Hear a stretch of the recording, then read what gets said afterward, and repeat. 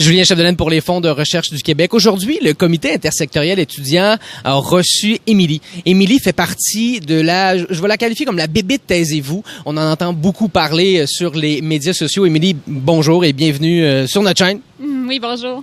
Donc, Taisez-vous, Émilie, offre des retraites. Vous offrez comme la possibilité à des étudiants de doctorat et de post-doctorat et de maîtrise, bien sûr, parce qu'il y a aussi un document rédigé de se réunir, de se concentrer, d'apprendre un peu à travailler, à se concentrer. C'est ça? Explique-moi d'où l'idée est venue.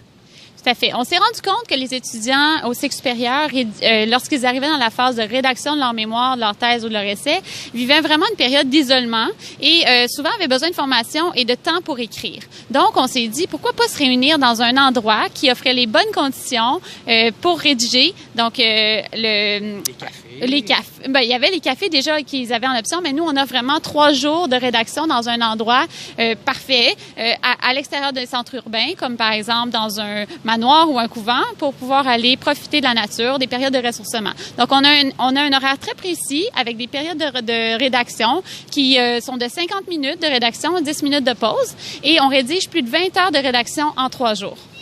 Donc, c'est une méthode qui devient de plus en plus éprouvée. Donc, vous aidez vraiment les étudiants à clore cette espèce de période-là un peu folle de rédaction, à apprendre à se concentrer. Puis, ça fait école. Et est-ce qu'il y a un moyen de vérifier si ça fonctionne? On a mené, depuis les 3 dernières années, on a mené des analyses formatives des impacts de nos retraites de rédaction, mais là, on commence maintenant avec le post-doctorat que j'entame en ce moment, une analyse d'impact des retraites de rédaction plus scientifique, en fait, avec des échelles validées, et on va faire aussi des analyses qualitatives, des entrevues avec les étudiants pour voir est-ce qu'on a réellement un effet sur la prolongation des études et sur le taux de diplomation des étudiants à la maîtrise et au doctorat. OK, donc vous allez vous donner les moyens un peu scientifiques là, de dire ça fonctionne, voici ce que notre recherche a donné. Donc c'est excellent, c'est une très bonne idée. Et là, si je suis en cours de rédaction à la maîtrise au doc et au postdoc et je souhaite participer à une retraite, je veux savoir, je veux le vivre, qu'est-ce que je fais? On ouvre les inscriptions bientôt sur notre site Internet. Juste aller sur le site de Taisez-vous. Puis, sachez que vos universités d'attache offrent, la plupart des universités au Québec offrent des bourses pour favoriser l'inscription retraite de rédaction Taisez-vous.